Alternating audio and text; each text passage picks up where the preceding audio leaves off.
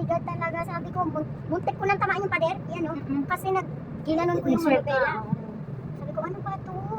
Twice in a day. Muntik na. Ako naman tayo ngayon, dahil nga syempre paglabas namin sa mga trucks in area, di ba? Yung, Kasi oo, doon sa area nito. Ay, Oo. trucks yun eh. So parang nangyabis talaga ako ate na ayoko pag halimbawa binubunga nga ako yung si Ronnie pag nagdadrive. Kasi nervous na nga Alam ako. mo, ako din ganun kapag kay Jason.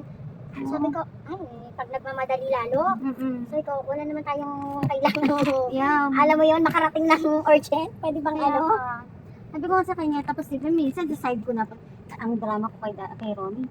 So, hindi naman lang ba ako iniisip na if ever na matamaan yan, ako agad ang matatamaan. Hindi ko na sinasadya yun. It's just, talagang andyan yung road, hindi mo iiwasan yung mga ganyan. So you have to At really saka address. ngayon kasi defensive, parang, aggressive. oo, gano'n na rin.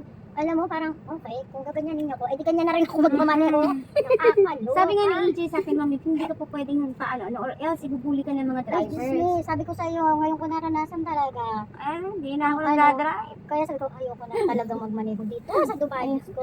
Kung hindi kaya nga ate, we're really, praying na makalipat din somewhere nearby na rin. Kasi nga, nahihirapan ako yung sa mga ingredients pa. Layo na sila Ate May. Ato sa bahay. Maghahanap na sila. Lilipat na kayo ng mga. Lumipat kami somewhere na Pero Dubai pa rin. Dubai pa rin kasi ang mga bata pa Ay, nga. pala. Unless may kumpanya na kaming amin, edi baka Bumalik na naman kayo na Abu Dhabi. Oo. Siya Mas naman. maganda doon naman kayo pupunta. Mas malayo-layo kayo. Sabay ganun. Ang problema nga, ang hirap ng malayo. Oy, magkakaano na. May metro. Metro train. Oo. Malapit na ba matapos, te? Sabi, Tapos na siya pero I think Yung operation. ginagamit for cargo pa. Ay, kasi nakikita ko yung dumadaan sa ano eh. Ginagamit nila Punta Abu Dhabi. na yung cargo, nakikita ko. Sabi Siguro, te, trial. sabi te matatagalan daw yung mga Abu Dhabi Baka yung metro na yan. commercial, hindi pa siya baka nagtatry pa. Kaya pa. Trial pa siya. Oo, trial pa siya. Tapos dito parang, meron ka lang 3 seconds para mag-move sa signal. Ano ba yun? Parang bubusinahan ka na. Parang, alam mo yun, pwede bang hintay kayo. Yung iba naman talagang natutulog sa pansitan. Ewan ko ba, sabi ko nga, ang pagmamaneho, dapat lahat ng attention mo nandiyan. Kasi Hindi ka pwedeng magmaneho, tapos kung ano-ano yung ginagawa mo. Hindi lang light kasi niya ang driver ang nasa at stake. Yung people around. Dapat attention mo, full attention. Mag-signal ka kung lilipat ka. Diba? Kanya kaya si Ate Mayla. Driver Nakakatawa ka kaya dali sasalita tayo. Ano ba yan kuya? Saan ka ba pupunta kuya? Ganun pag driver ka ganun. Ganun talaga eh. Sabi sa'yo, nakakairita na. Nakakayang magmaneho dito sa totoo lang. Kaya Ano, sumobra kasi yung mga dito May ngayon. magdi-dinner sa Deira. Ayoko! Bala kayo na kasama. Alis hindi niya ako. Dito kasi, sobrang traffic. Oo nga daw. Ayaw dito ni EJ eh.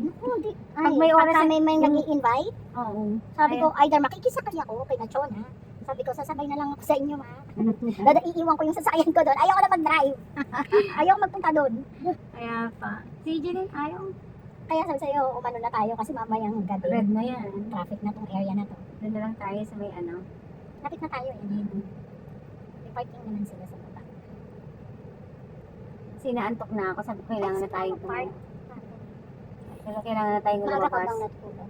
Kaya ang aga kong nagising. Ako rin eh. Kasi nga, nag-ayos ako doon sa bahay. Yung kakain, may bisita nga kami.